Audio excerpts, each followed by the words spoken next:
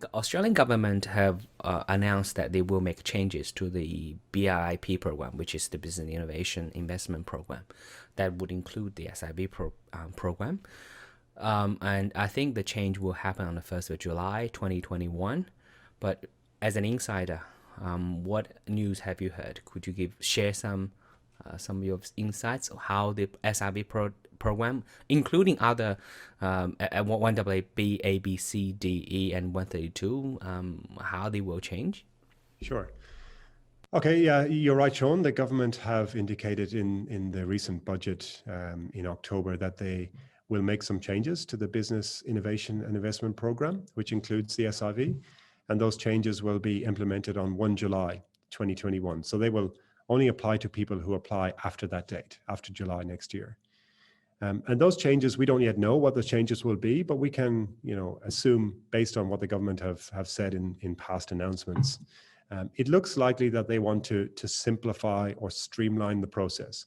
So they want to reduce the number of visas on offer and just focus on a certain categories of visa classes.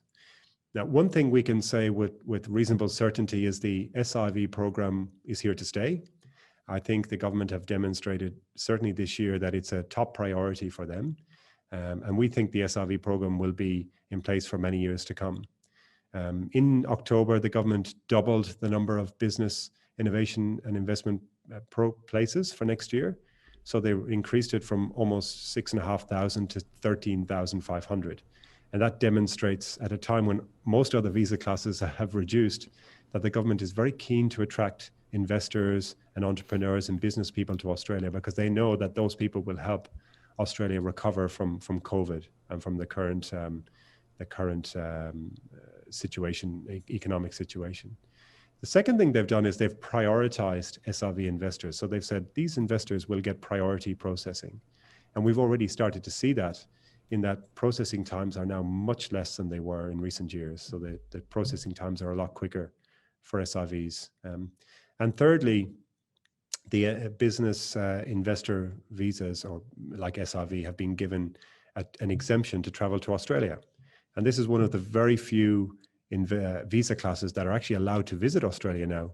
Along with permanent residents and citizens, they can come here subject to quarantine. They have to do 2 weeks quarantine. But I think that also demonstrates how highly valued the government places these investors, and by giving them priority, or by giving them the ability to come to Australia at this time when almost no other visa classes are allowed to come here. So I think we can say for certain the SRV is here to stay.